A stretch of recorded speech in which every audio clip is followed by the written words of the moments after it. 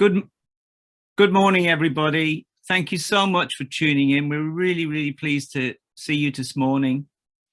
We just slightly delayed there so that everybody could catch up and drop in. You couldn't fail to notice if you picked up your newspaper today, the fairly grim anniversary we all passed yesterday in relation to COVID. And our message today is it's happened. It has, I think, affected us all in so many ways, some terrible ways, and others we've yet to discover. But we have learned a lot from this, and we want to share that learning with you today. I don't know about you, but I've been so impressed by the power of science in this. I mean, they've unleashed that power, and I think in a timescales we couldn't imagine, they've found a way of combating it and giving us the hope of restoring some normality. A little bit like the flower arrangement behind me from the Gateway allotment. I think we all yearn for it. What I think it has done, the science, it has lifted us and given us a growing confidence. Our issue at Surrey Care Trust is, if only the social ills that accompany this could receive even a fraction of that attention rather than the piecemeal treatment they get. And the things we hear about, I don't know whether you've been like me, you're probably sick and tired of watching the news, but all the things that slip in the background about domestic abuse, maybe a little bit about loneliness, depression, and so on. But they get treated on the margins, as it were. And much of the time, when we're trying to deal with these issues, we fly blind. At Surrey Care Trust, we are determined to take an evidence-based approach to it, as it were, to try and mirror what's happening in science.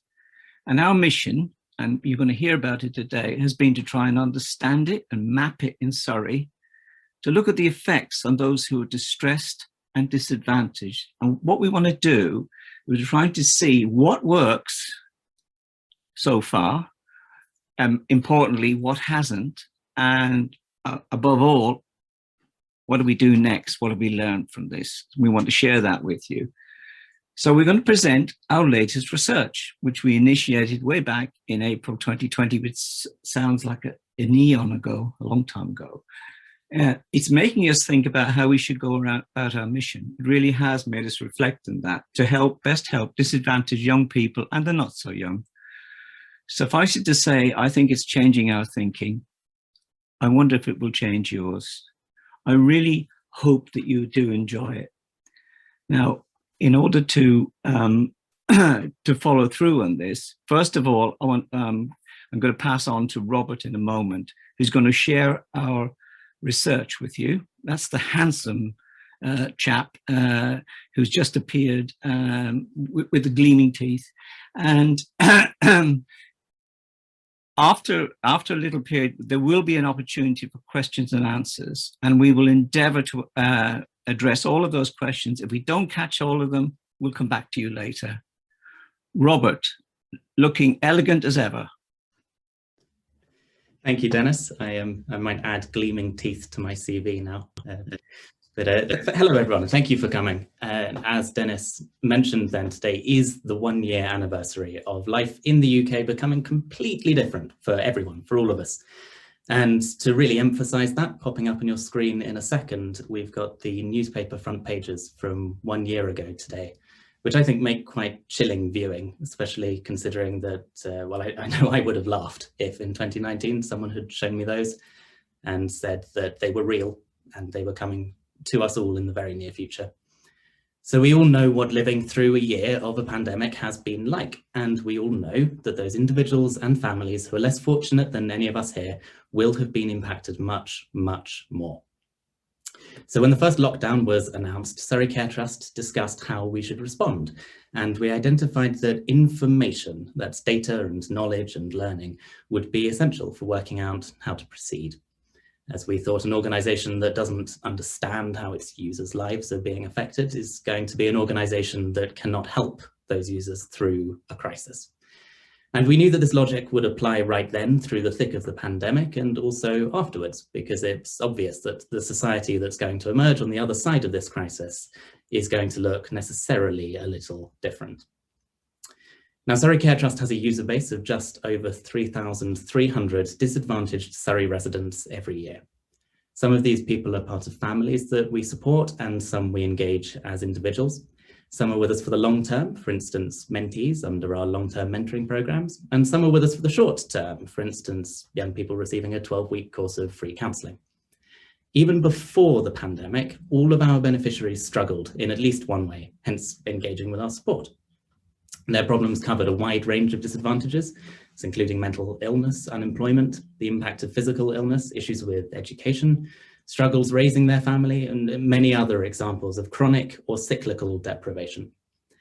Our COVID-19 research, which we initiated in April 2020 and have just this week wrapped up, shows the full impact of 1 year of living through a pandemic as seen through the eyes of these people. In 3 clear waves, firstly in the second month of lockdown, then after 6 months of the pandemic, and now after a full year, we spoke to over 200 of our beneficiaries, taking a representative sample that includes 10% of all of our mentees, every family supported by our family centre in Stanwell, and the 14 to 16-year-old students at our Steps Learning Centre.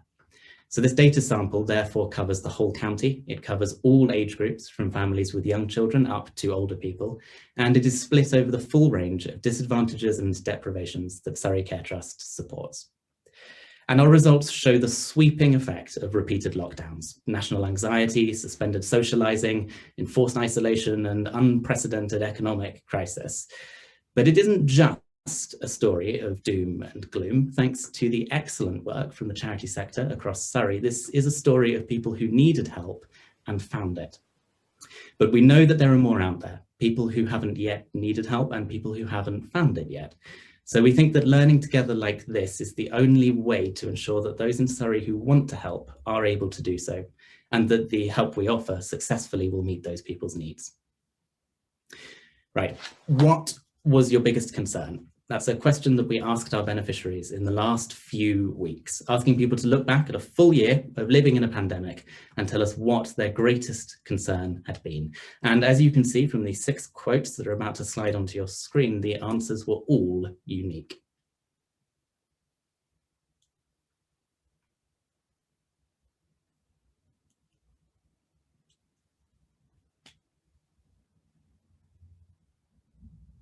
Every single person struggled in a different way, which is a really important point to make. The support of an organisation like Surrey Care Trust has to be personal and has to recognise that while it's easy to view the pandemic as a universal story, its impact is completely individual on a person-to-person basis. But there were some common themes.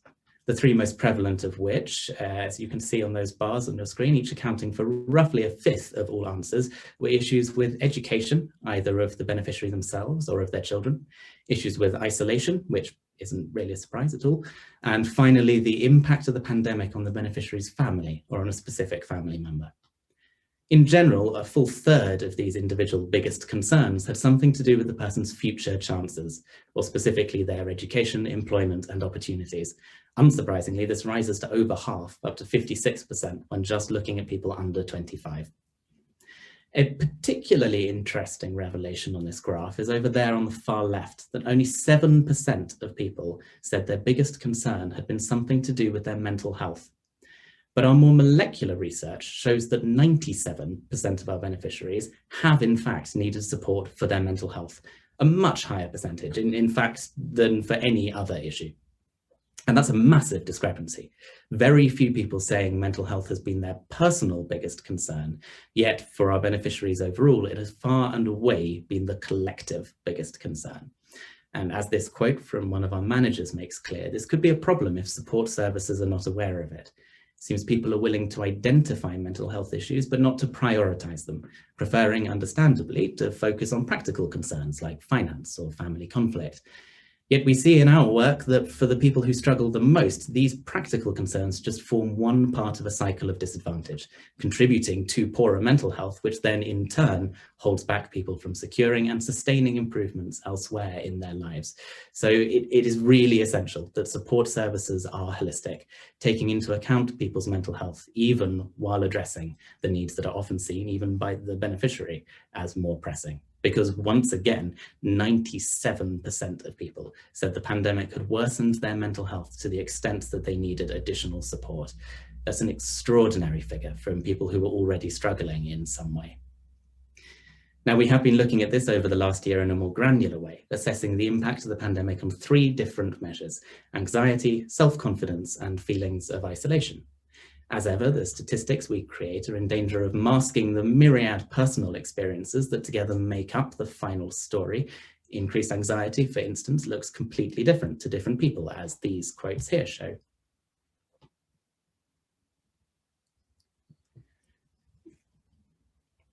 It's fair to say that these mental health concerns were amongst the first problems that developed in spring 2020.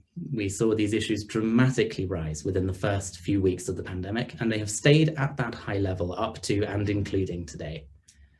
By way of comparison, within 2 months of the first lockdown, 2/3 of our beneficiaries had still not seen any changes to their employment status. That obviously changes as the pandemic goes on, but we'll come to that. Yet by the same time, as you can see there, within 2 months of the pandemic starting, 85% of people were feeling more anxious, and that remains consistent. After a full year of the pandemic, exactly 85% still say they are more anxious than they were pre-pandemic.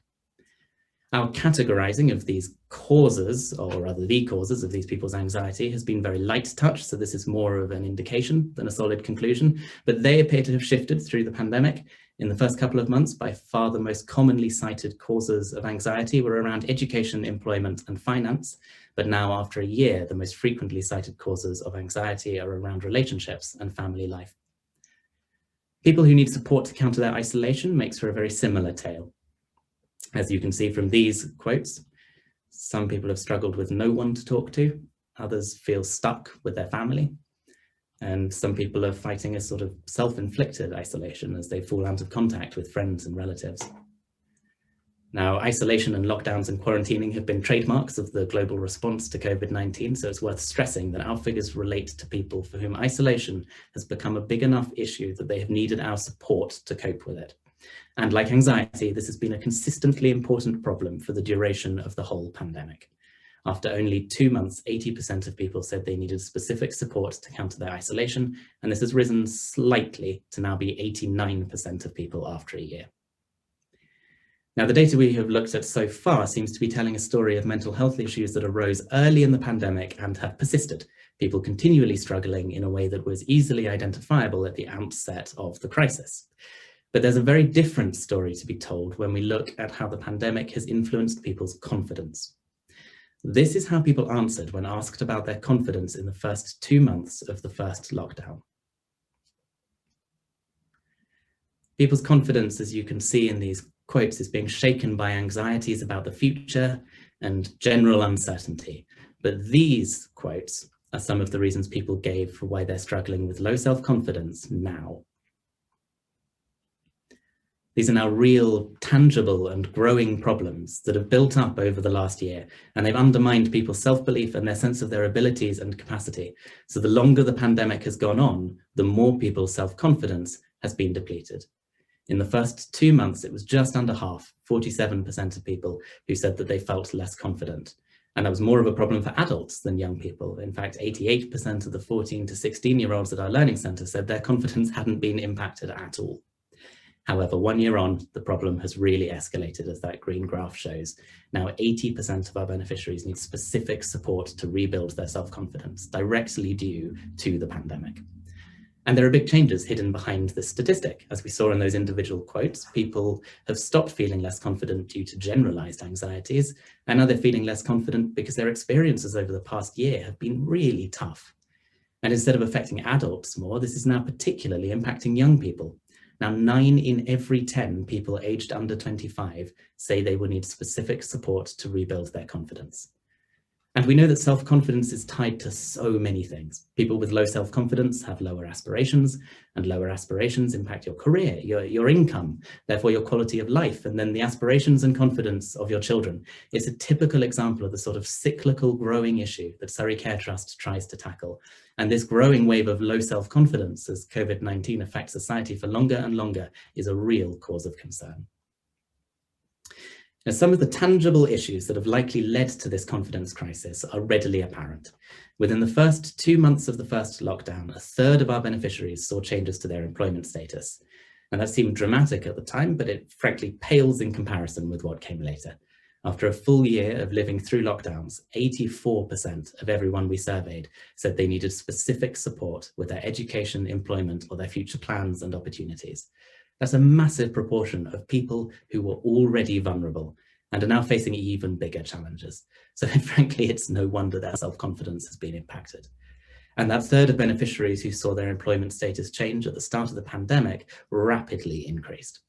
After 6 months, 87% of those who had been in employment at the start of the year now weren't, or at least weren't in the same way as that multicolored bar shows. A fifth of them had been furloughed, but the rest had either had their hours reduced or had been made fully unemployed.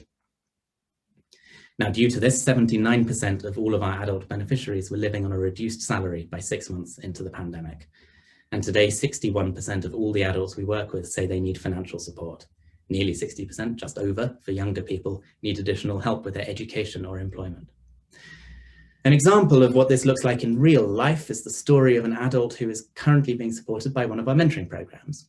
We've been working with him because of his worsening mental health.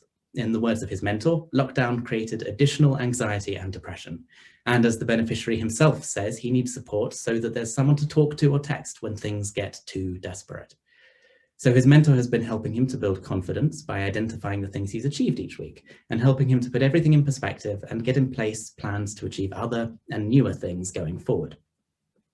We've been teaching him coping strategies, giving him emotional support, and providing the personal touch that was necessary to help overcome his growing mental health struggles. But our support hasn't stopped there. He was out of work and his finances were spiraling. Without the mental health support, this man wouldn't be able to get into a place where he could find and sustain a job. But as well as working towards that place, his mentor has been helping him practically. Together, they have updated his CV, found numerous online employment websites and uploaded it to them. They've worked together to analyze his finances, working out how to prioritize his expenditure. His mentor spoke on his behalf to his bank regarding his overdrafts, acting as his advocate, and then helped him to complete the application for universal credit. His mentor also found him leisure activities and volunteering opportunities to help counter his isolation when out of lockdowns, and to keep building up the skills that will mean he can sustain employment when he finds it. And this is the complex package of support that someone in this man's situation needs. And that's not an atypical story anymore. Honestly, this isn't a case study that we've carefully written to tug at heartstrings. This is a fairly random example, just pulled down to this research. Mental health problems are going hand in hand with serious practical concerns in our pandemic-ravaged society. In fact, as that green pie chart shows, 97% of our beneficiaries who, over the last year, needed support with their education or employment have also said they need help with their mental health.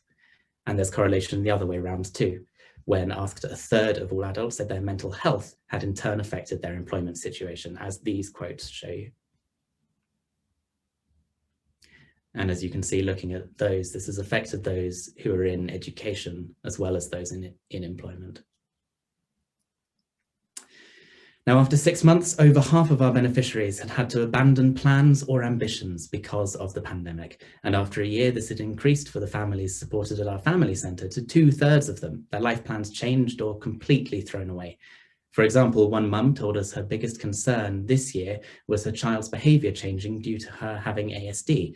But that's on top of her, the mum, becoming increasingly anxious and less confident and more isolated, and not even having the money to feed or clothe her family.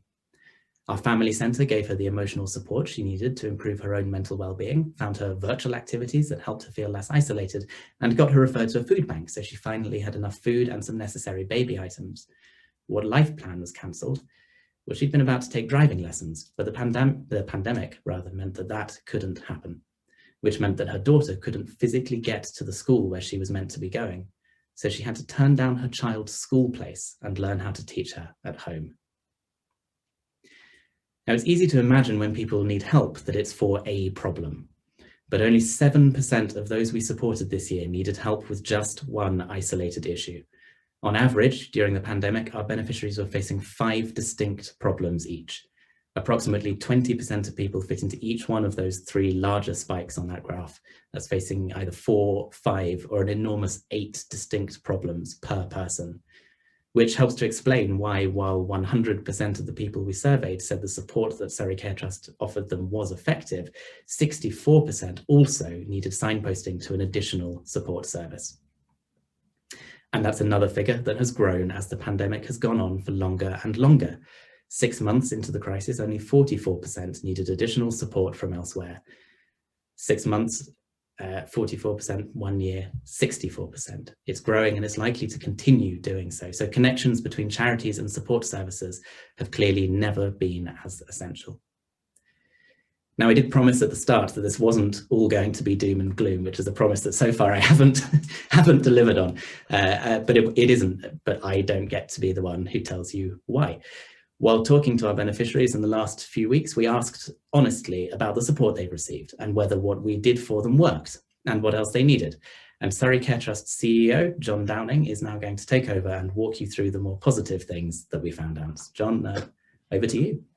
Thank you, Robert. And I think it's important to reflect on what Dennis said at the beginning, that the whole point of this research is to make sure that the support we offer actually makes a difference and makes a clear difference. So one of the things that we did during the pandemic, the year of the pandemic, the year of COVID, is concentrate on 4 themes to make sure that we made that difference. And the first of those themes was mental health. Robert explained the issues around that and how 97% of vulnerable individuals had mental health struggles. The best example of what we did there was our COVID support groups. And our COVID support groups were targeted at people who had either experienced bereavement or were experiencing long COVID. And they were targeted to make sure that we were able to support them.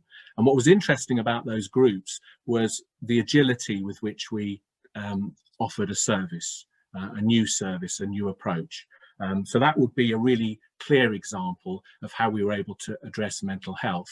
And across the piece, the feedback was that 97% of our beneficiaries in our services felt that what we did helped them with their mental health in at least one way.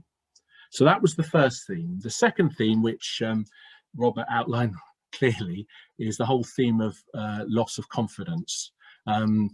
80% of people going through that self-confident issue, and that phrase plummeted, I think, is an interesting one. The best example in terms of our services there are our mentoring services. We have 369 volunteer mentors, and we're able to support people through the pandemic and through lockdown. And as Robert said, some of that was more practical than had happened before.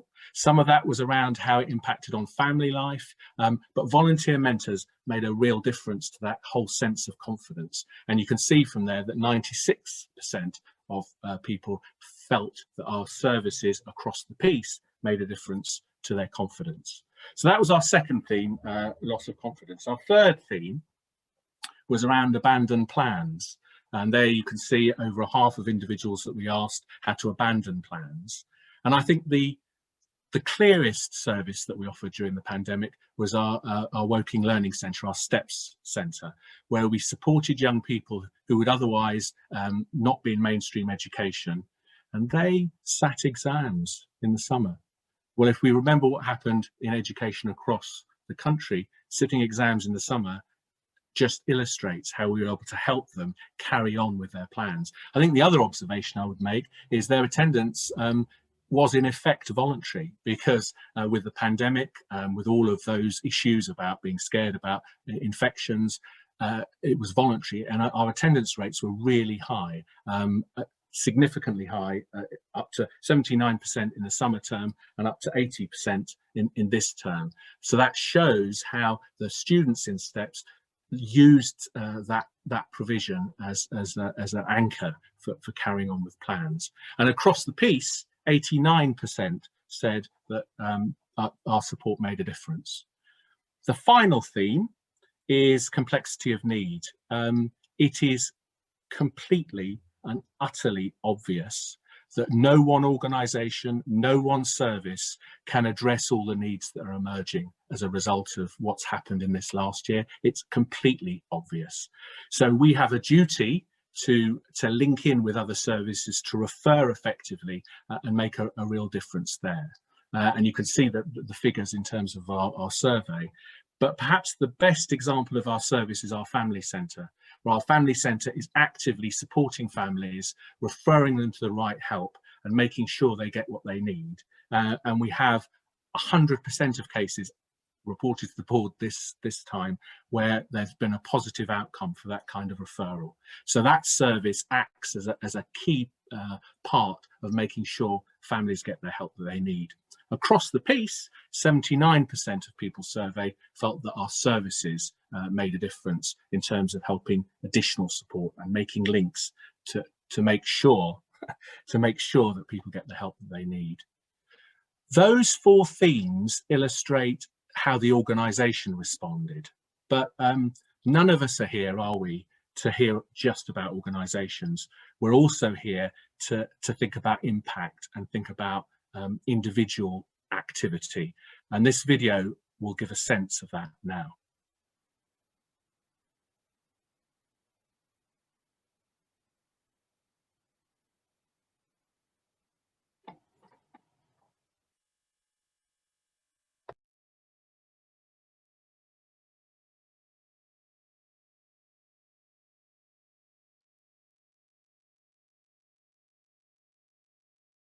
%98 of our beneficiaries have been affected by coronavirus.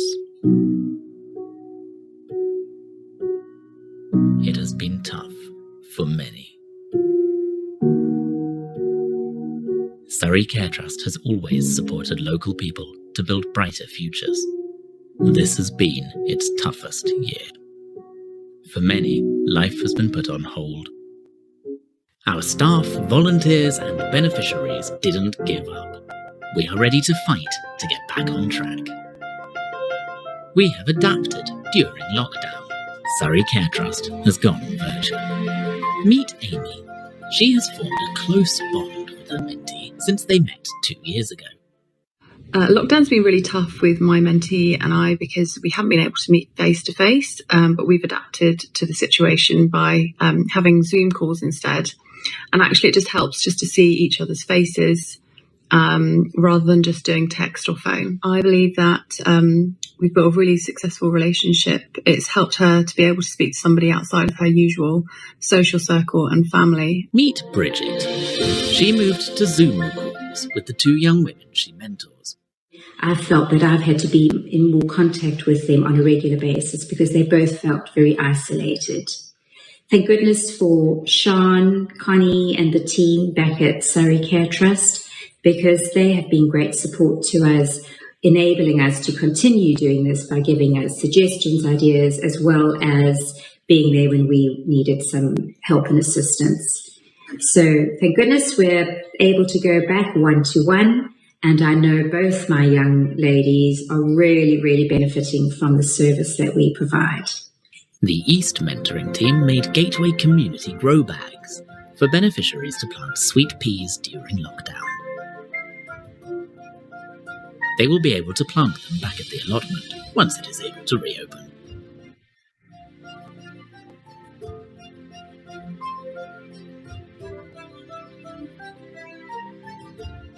The local conversation in Stanwell has continued to support residents, creating fun events and activities that take local action on issues that matter. The Stanwell Family Centre has continued to work with families remotely, offering advice and guidance and a listening ear. Steps Learning Centre has remained open throughout the pandemic, working with vulnerable young people aged 14 to 16. Meet Ollie. He has been at Steps for just over a year. I came to Steps because I wasn't going to school, I was being naughty, and normal school wasn't really helping me in the way that I'd like it to. I was getting into trouble outside of school, not making the right choices, getting in with the wrong people, and now I've came here. Don't want to be part of that anymore. At Steps, we look at a lot of different things like drug awareness, anger management and self-esteem. Steps have helped me build my confidence and stay out of trouble. As the country moves forward, can you help us to ensure that no one is left behind? We need your continued help and support. For local people. Thank you. The hairs on the back of my neck always stand up when I hear Ollie say, I don't want to be part of that anymore. I just think that sense of ownership and direction just is awe-inspiring. I mentioned that one of the key elements for us as a charity is to make sure that we work with others, particularly given the multiple needs of the people that we support.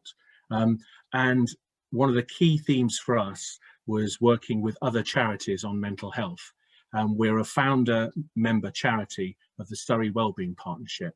And I have great pleasure in introducing the independent chair of the Surrey Wellbeing Partnership, Anne Kenny, to give us a sense of how that is going to make a difference in the future.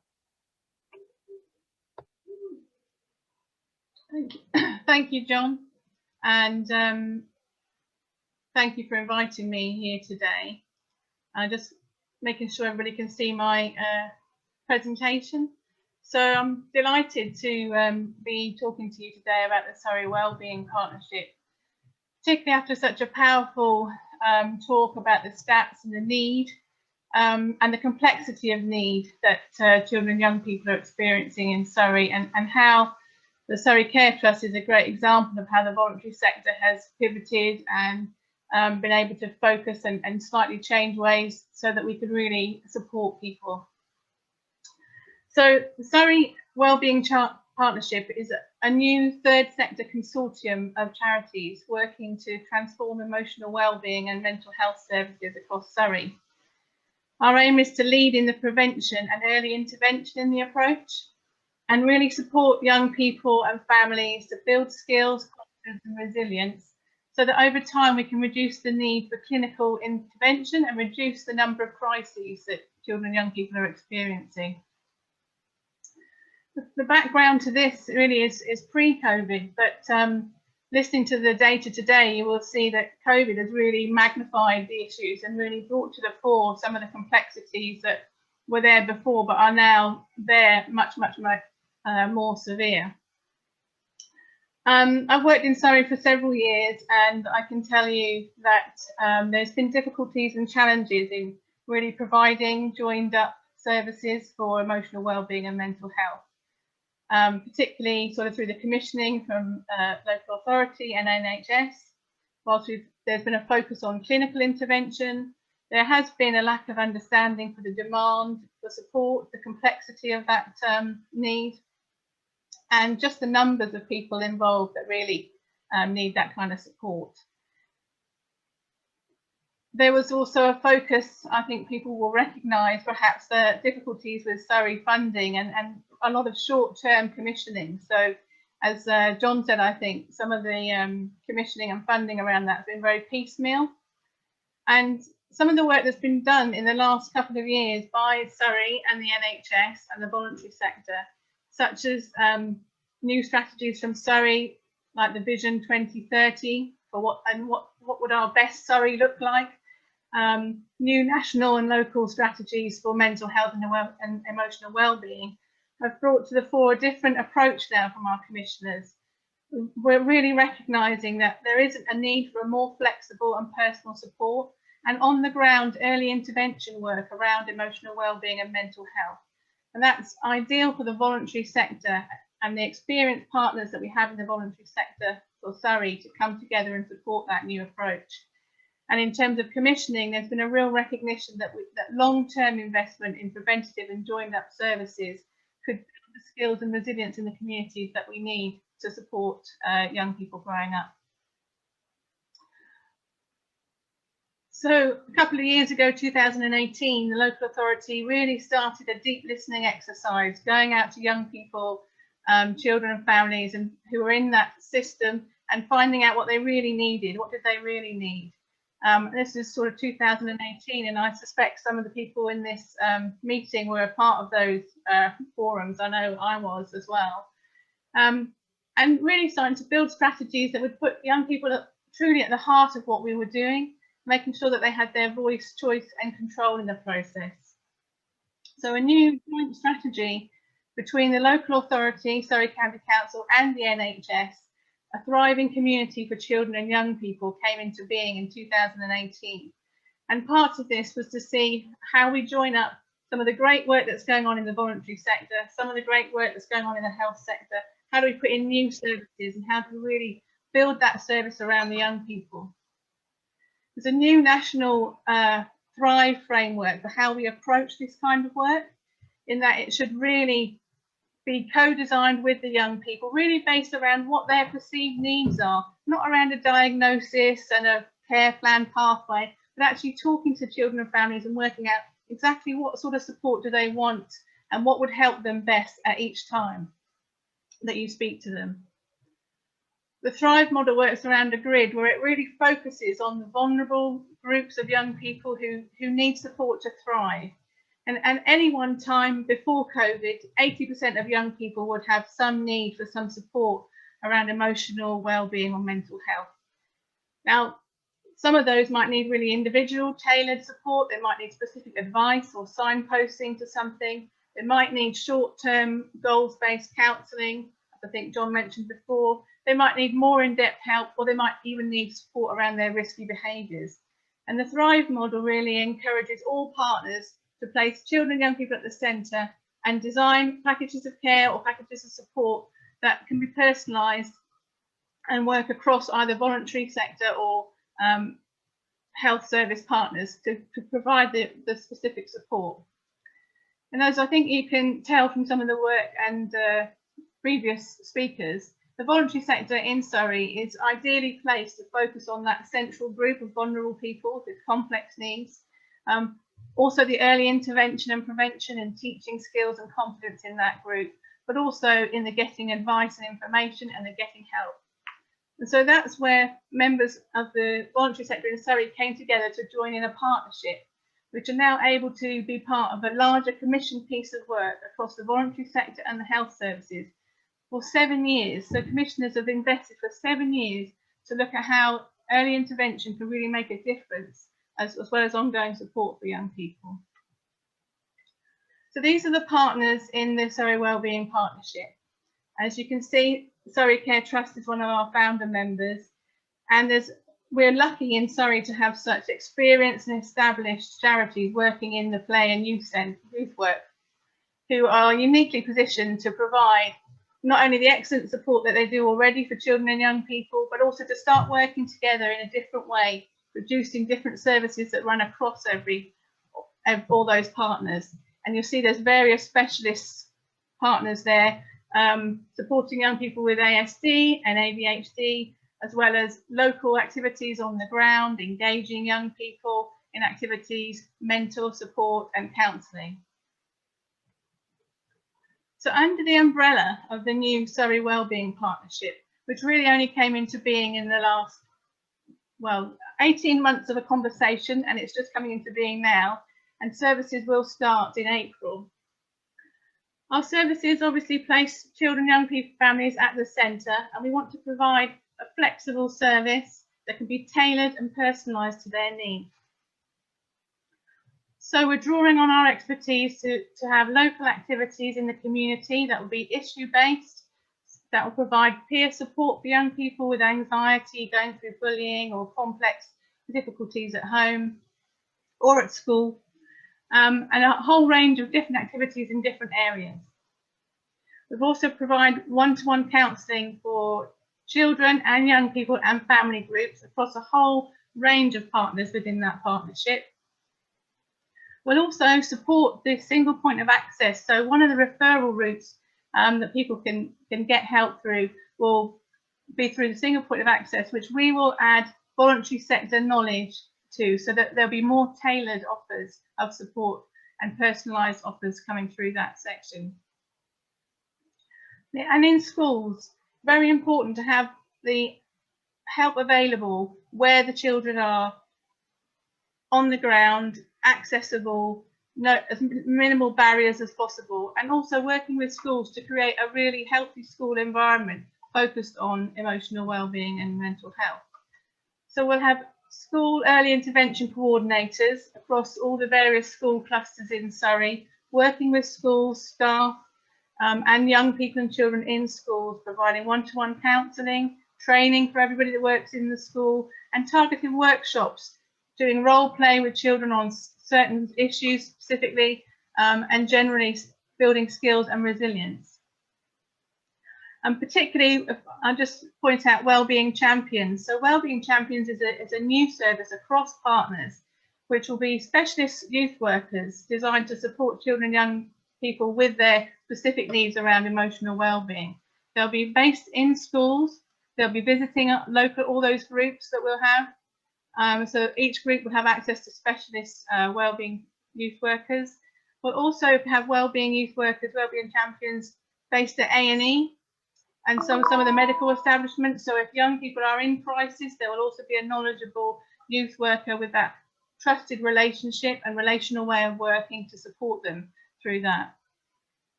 And then finally, across this whole network of services that we're going to be working together in a joined up and flexible way with, we'll have the addition of our wellbeing mentors from Surrey Care Trust, which, as you've heard today, and I'm sure you know very well, are an excellent flexible way and of supporting people in a very personalised way as well around their needs. So the Surrey Wellbeing Partnership represents a new consortium of charities working together as part of a broader alliance across Surrey with mental health trusts as well. We really want to transform the way that emotional wellbeing and mental health services are provided in Surrey. Our mission is to lead in the prevention and early intervention by being in the community, being in the schools, being in the medical centres, and supporting children and young people and families with building confidence, building skills, building resilient communities, improving well-being and changing lives. Our ambition, if you like, is to create a village where to raise the child, where everybody understands what part they can play and everybody plays that part, where there is no wrong door to ask for help and you can get access and support from wherever you are, and where no one is left behind. So thank you very much for listening to me, and I hope that can show you that we have a path for collaborating to really provide a flexible and personalised service for young people in need. Thank you, Anne. What I liked about that is the sense of challenge and the sense of trying to meet that challenge, because I think one of the mistakes we can often make is not to think through the challenges that exist, because they do exist, and I think that's quite significant. I also like that sense of no one left behind, and that's important for, I think, all of us as we go forward. What we've done now is we've got a sense of the research that we've undertaken. We've given you the beginnings of a sense of how we're responding, how we responded last year, and the beginnings of how we plan to respond in the future, which I'll talk about a little bit more later on. We're now at the point where we have the ability to answer questions and try and create a dialogue, despite the fact that the technical stuff is always a bit strange even after a year. So our panel is highlighted there. We have Anne Kenny, obviously, who will be able to give us a sense of the Surrey Wellbeing Partnership and charities working together. We've got Robert, who's going to be expert in terms of the research. We've got Dennis, who's the chair of Surrey Care Trust and is able to give us a strategic overview. And we've got Kate Lynn, who's Deputy Chief Executive, who can lead on answers for the Trust. And what I'll try and do as the chair, is think through the best person to answer the question. But if any panel member wants to say something, just shout up. So if people want to ask questions, please put them in the chat. And the first question is from Liz Frost, and I'm going to ask Kate to answer this one. And this is a really interesting one, because this question was something that was really key at the beginning of the pandemic, and I'll be interested to see in Kate's view how that's developed. And the question is, did you have problems with beneficiaries and clients not having access or ability to use Zoom? And how did you overcome these issues? So that digital divide sort of question. So Kate. Thank you. So good question. And so if I just speak particularly about our mentoring program, because some of our programs like STEPS, for instance, did stay open, so there weren't so many issues for IT in that program area. But for our mentoring, we did find that there were some of our beneficiaries who did have some technical issues, whether that be from phones or from Zoom or computers. So we actually purchased some phones for our beneficiaries, because some of our beneficiaries weren't able to access that, and delivered those to those beneficiaries, and also for our mentors as well, because we realised that some of our mentors' phones didn't have the capacity to do things such as WhatsApp and do some of the more advanced technology requirements that we needed. So we were able to respond to that and deliver that to those beneficiaries and mentors, which was great.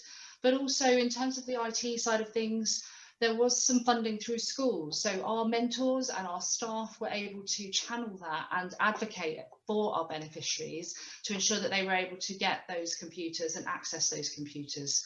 So that was great. Where we couldn't, and there were some issues where we felt that that individual is at risk of significant harm or detriment to their health, we did take risk assessments and followed government guidance to be able to meet with that individual on a one-to-one basis outside, following lots of prerequisite requirements that we stated.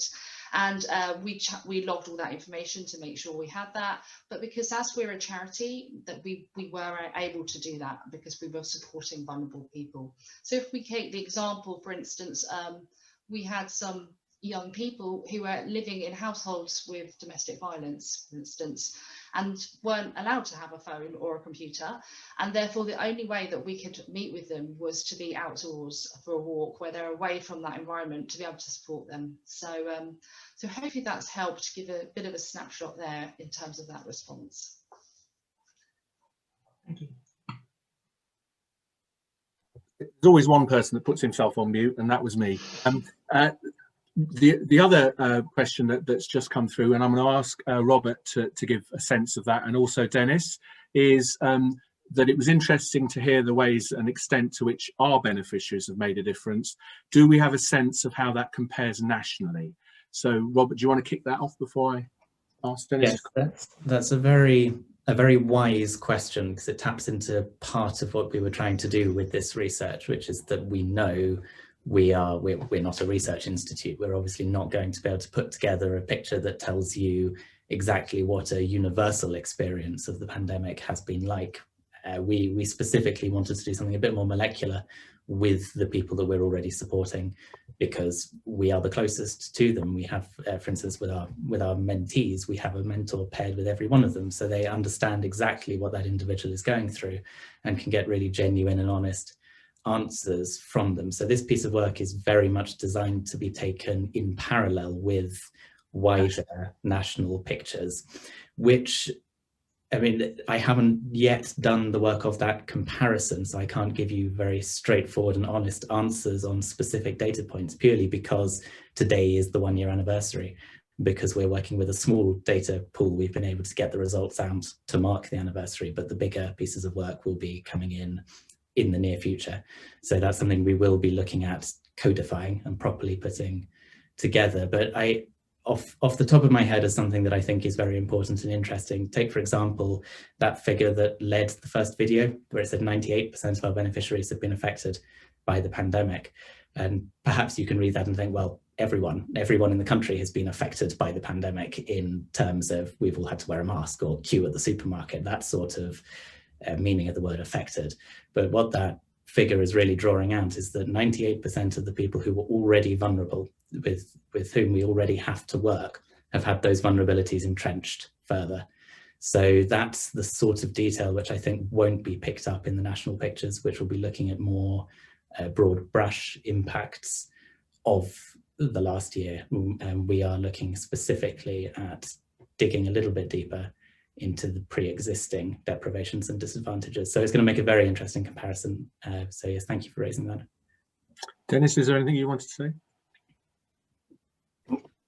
Domestic abuse was actually, it's a great question. It was a very early focus for us to see whether what we picked up nationally was happening locally. And sure enough, I can recall now one of our early monitoring pieces where it started to emerge first through the Stanwell Family Centre, but then progressively, through when we did some review on our mentoring piece. The picture nationally is this really, it has grown, which in itself is a remarkable thing that at least we know that, because a great deal of domestic abuse does not get reported, even in these enlightened times. And for people to report more, who sometimes find it very hard to communicate because of the environment they're in, is remarkable indeed. So I think it's probably an underestimate. That's what we would say. I work at the Cambridge University. We'd say that's almost certainly an underestimate of what has been happening.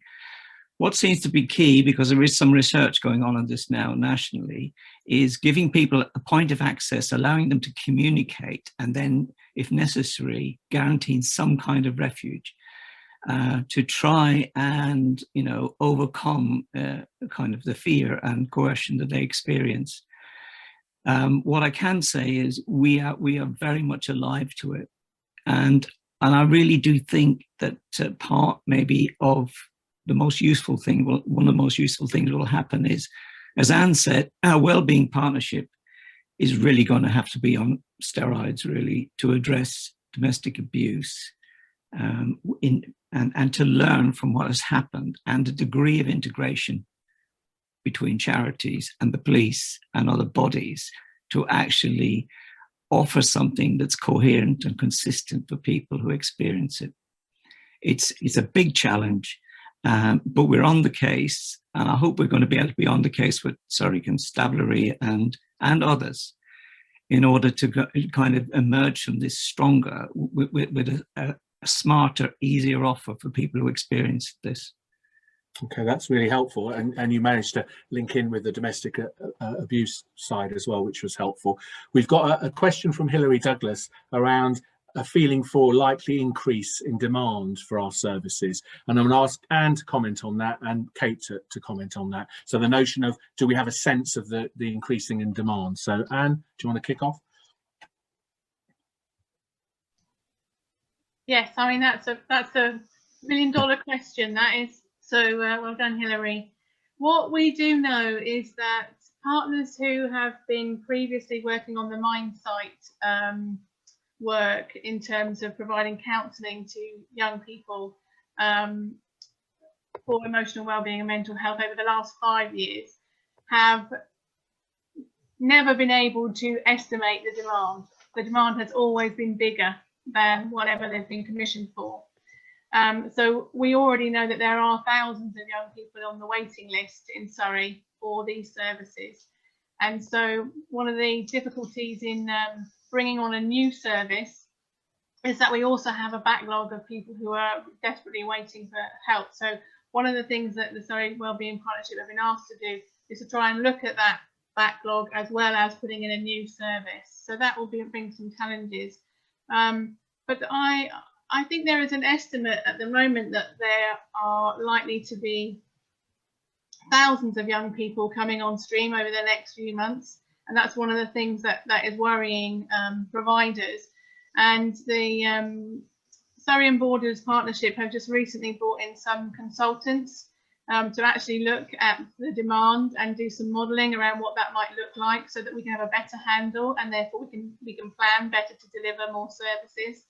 But I would say that recent conversations that I've had is that we have not, if we have estimated 1,000 young people, then by the end of the year there's actually been 3,000, and so we think there are 6,000 at the moment awaiting support.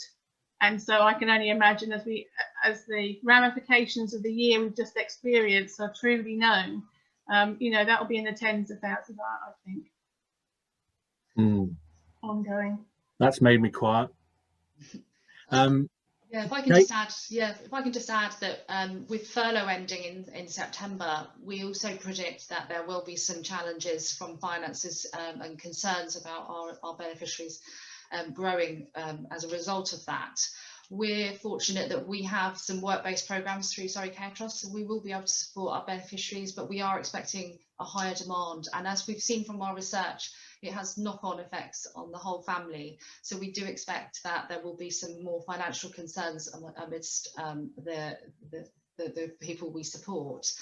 We're just starting a programme in Woking, which is going to be able to address the needs of young people aged 18 to 25 by getting people who are not in education, employment and training back into work or education opportunities. And we have other programmes across Surrey Care Trust where we're getting people back into the workplace, getting them goals, moving them on to much more positive places. So we're ready sort of to embrace that. And then just in terms of our steps provision at Surrey Care Trust, we recognise that once schools are obviously all back and running as they are now, we feel that there will be some young people who are struggling in schools, and we feel very well placed to be able to meet those needs of those individuals. So we're expecting a demand for steps, which we're ready for and awaiting. Okay, and thank you for that, Kate. And it's worth saying that we have other questions that we haven't had time to answer, so we will make sure that we answer all the questions that we have been asked and get back to people as a result of that. We've spoken about this last year. We've looked at research. We've got a sense of a new organisation that's going to bring the voluntary sector together to address one of the key elements around mental health. But what else about the future? So I think we want to end really on this notion of how we plan for this future and make sure, in Anne's definition, that no person is left behind. And the first thing I want to say about the future is we really don't know, do we, what it's going to be like? Each one of us have gone through a year that has impacted on us. Each one of us have a view about what might happen, but we don't really know. And this is a quote from one of our beneficiaries that we surveyed during the last year. And what I like about this quote is it kind of unpacks from one person's view a kind of theme that emerges about what the impact could be. So the notion that with everything shut down, there aren't many avenues for activities. So that impacts on your sense of progression. The person wanted to look into education, but wasn't able to do that because there's nothing on the websites. And then you get this twist into how that makes you feel with things being paused and opportunity not being there. This is very hard to deal with. I'm unsure if I have the courage to attend college now. So that one view, I think, is replicated individually across Surrey. And the whole purpose of Surrey Care Trust is to break the cycle of disadvantage. And one thing we are clear about is that that cycle of disadvantage has been altered by this last year. So the next slide will give you a sense of how the cycle of disadvantage works. So that is our cycle of disadvantage. That's our mission, to break that cycle, to come in at the right moment, to work with others and break that cycle. And on the right, you'll see how we think things are going to change. So we're going to have more people struggling at school, as Kate referred to. We're going to have more people who are less confident due to COVID. We'll have more adults with employment issues. We'll have reduced income. We'll have more family conflict, which Dennis was referring to. We'll have more isolation due to COVID.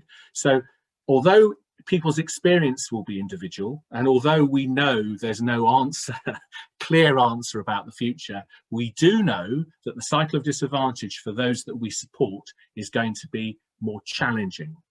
So how does a charity address that? Well, the first theme is that Surrey Care Trust is able to mobilise the community to help local people. And I think that gives us a good platform to plan for this next period. We have, and you'll see this on the left-hand pie, we have over 450 trained volunteers and 52 mentors. And what's interesting about that, and I was talking to a chief executive of a different charity this week, and what they were saying is often their volunteers are there for a particular moment. Let's imagine the jab moment or the Olympics moment. The volunteers that we work with are committed to a program of difference. So I think that gives us some potential to address this cycle of disadvantage and make sure nobody is left behind. I think the other theme, which is the middle one, is that despite all the restrictions, despite the fact that we're on computers and direct contact has been challenging throughout the year, we have recruited 145 new volunteers.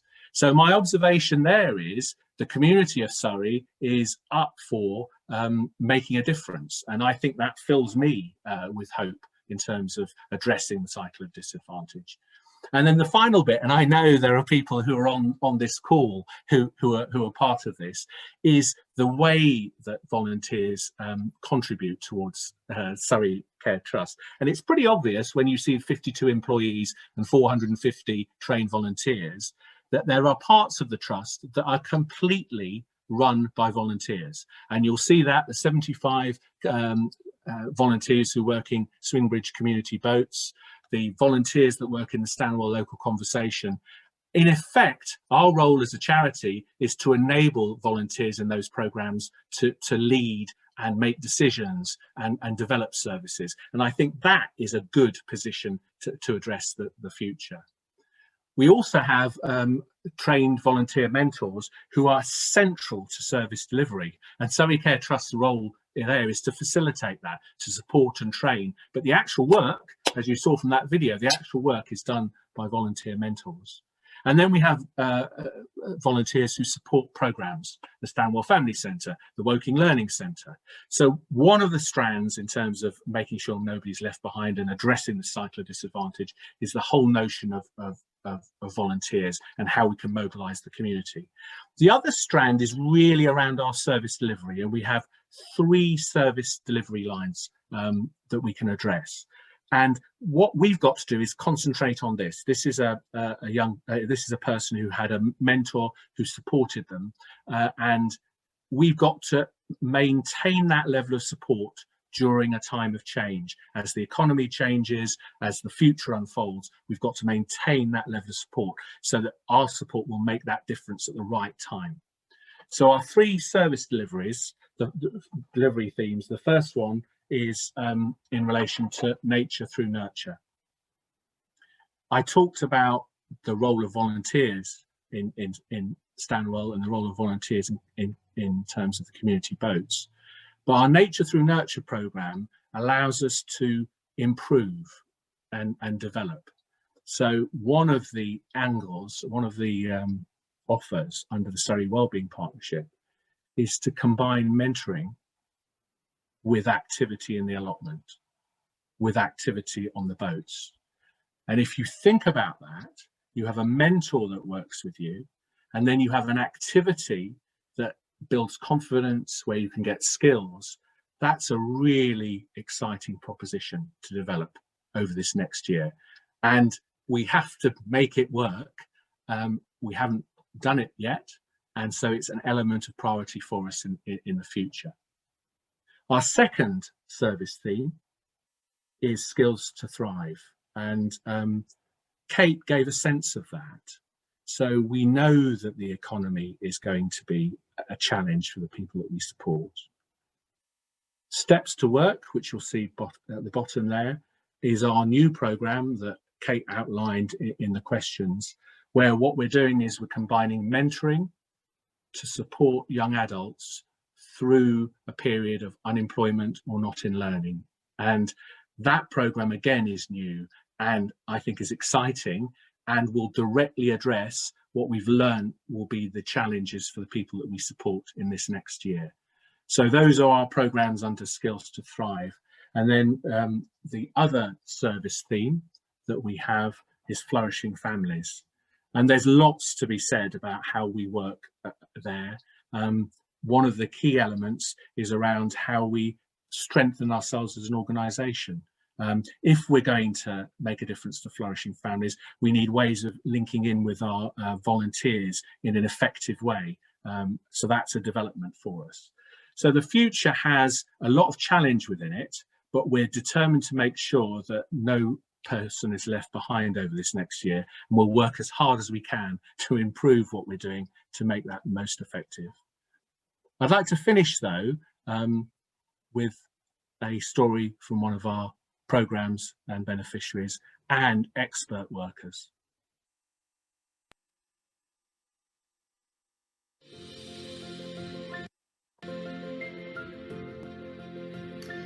Ollie joined STEPS just over a year ago. Before that, he was struggling in mainstream education. He came to STEPS and he's been able to have a tailored environment to get the help that he needs. The STEPS environment really suits Ollie. He is able to get the one-to-one support he needs, and there are smaller classes, which is a better learning environment for him. We are able to help young people with whatever is happening in their lives. Ollie has taken part in the STEPS Anger Management Unit, and he has engaged in all the life skills which have helped build his confidence. As we've been able to stay open at STEPS, we have been able to continue to work with our young people and offer them the same routine and some normalcy in what has been quite an up and down time for young people. When I think about how Ollie was when he first arrived at STEPS and the amazing young person that he has become, I'm very proud. The staff and all of the volunteers that we have worked so hard to make sure that STEPS is a safe environment for the young people. Ollie's mum emailed me the other day and said, "Thank you for believing in Ollie. Each and every one of you has changed his life for the better." Thank you for attending this virtual event for Surrey Care Trust today. We didn't leave Ollie behind. Please help us to continue working with people like Ollie. Thank you.